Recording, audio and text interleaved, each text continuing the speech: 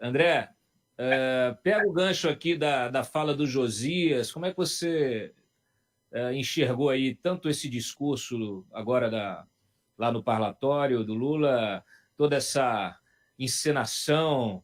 O que você vislumbra aí no horizonte, até para o nosso exercício profissional também? Dantas, nada de novo no front, né? Muito populismo, muito autoritarismo nas entrelinhas. Agora há pouco estava se falando sobre populismo, que o Bolsonaro é populista, o Lula também é populista, e usou-se como exemplo disso, né, o fato de entender tudo que vai contra um desses políticos é entendido como um ataque à própria democracia. Mas isso as nossas cortes de Brasília, como eu tenho costumado falar, também fizeram. O TSE também fez esse discurso durante as eleições de que qualquer enfrentamento ao tribunal seria um ataque à democracia. Qualquer visão contrária ao que os tribunais de Brasília estavam adotando seriam visões também contrademocráticas ou antidemocráticas. Então, o nosso país ele é populista de uma forma geral. Não são os políticos só que são populistas. Eles são formados dentro de um caldo de cultura populista e também autoritária. Essa visão, por exemplo, de autoritarismo,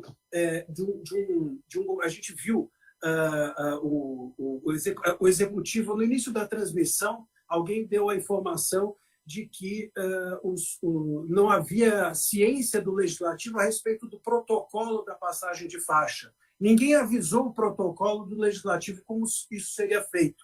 Esse tipo de autoritarismo de um poder executivo entender que está acima dos demais também é típico nosso. O próprio judiciário também faz isso. A primeira instância dá uma decisão contrária ao entendimento do STF. O STF, um ministro enfrenta o outro no plantão, e assim vamos. Então, o autoritarismo e o populismo são características da nossa sociedade, da nossa turbulência social e cultural. E isso, sem dúvida alguma, fica nesse discurso do Lula, com certeza absoluta. Quando ele, por exemplo, se comporta... Eu até, na hora da passagem da faixa, eu fiquei pensando aqui comigo como é que seria.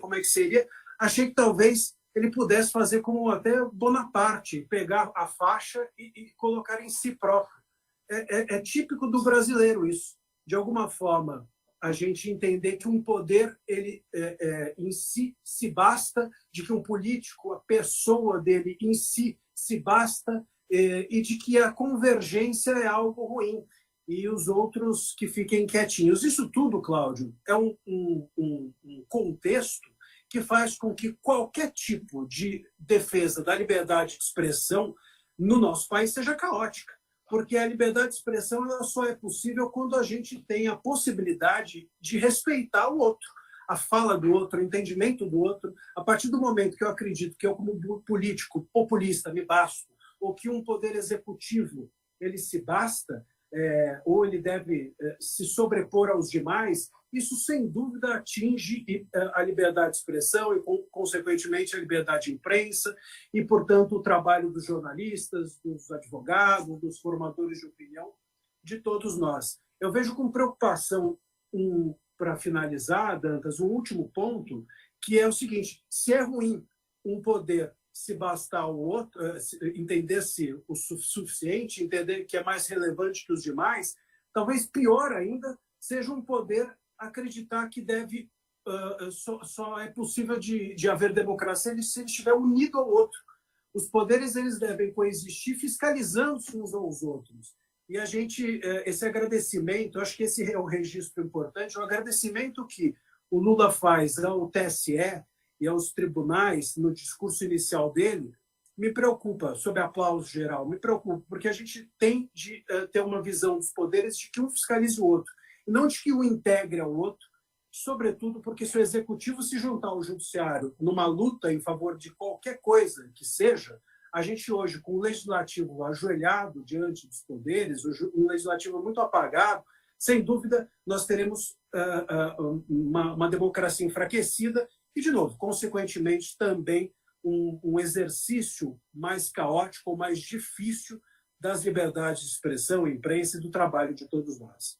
Eu agradeço também a participação, foi um prazer, estou sempre à disposição, sempre muito, muito enriquecedor estar aqui ao lado de vocês, de grandes analistas e do seu público.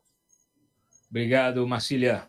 O que você me falou me deixou bastante tranquilo, para não dizer o contrário, porque eu não estou vendo solução no horizonte. Quer dizer, o que a gente poderia esperar da posse de Lula, de gestos públicos, né? Como o Leonardo frisou aqui no início da nossa transmissão, política é feita por símbolos, por gestos, e o que a gente viu a gente não viu o Lula fazer nenhum gesto nesse sentido de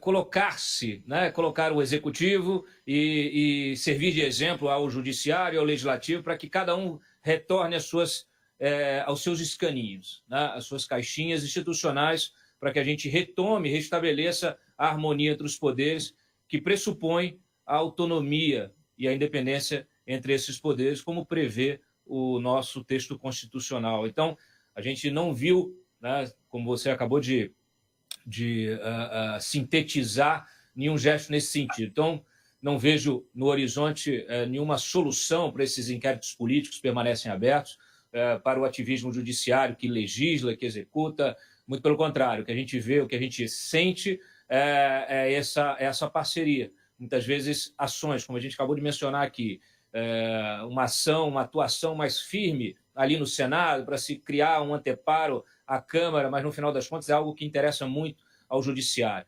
Então, realmente, muito preocupante todo esse cenário. Muito obrigado pela tua participação aqui mais uma vez. Dantas, e se você me permite, nós não veremos, inclusive, porque, como bem disse o Franco, os dois são populistas, né? Tanto o Bolsonaro quanto o Lula. Então, se o Bolsonaro se valia das Forças Armadas para receber os aplausos da sua claque, o Lula se vale do judiciário para receber o apoio da sua claque. O instrumento, a arma, o fuzil do Bolsonaro eram as Forças Armadas, o fuzil do Lula foram as cortes. Isso daí não pode parar, porque ele precisa continuar, assim como o Bolsonaro fez, alimentando a sua claque. Então, a gente vai ter um cenário muito caótico, sem dúvida alguma, entendo eu, em relação às liberdades de expressão, porque os tribunais foram utilizados e os tribunais, eles têm, às vezes, muito pouca experiência política. Alguns ministros têm alguma individual experiência, mas a instituição acaba sendo, muitas vezes, utilizada pelos políticos e sequer percebe. E, de alguma maneira, a gente vai assistir, provavelmente, aos tribunais sendo utilizados como bucha de canhão. E óbvio que todos nós seremos vítimas disso. Os que hoje aplaudem, fazem esse aplauso a essa união entre executivo e judiciário, são aqueles que amanhã vão receber a consequência disso, a carga na sua própria testa. Infelizmente, esse é o cenário que eu imagino para a liberdade de expressão. Não é bom, mas pelo menos a gente precisa ficar atento desde já. Tá certo. Obrigado mais uma vez. Um abraço.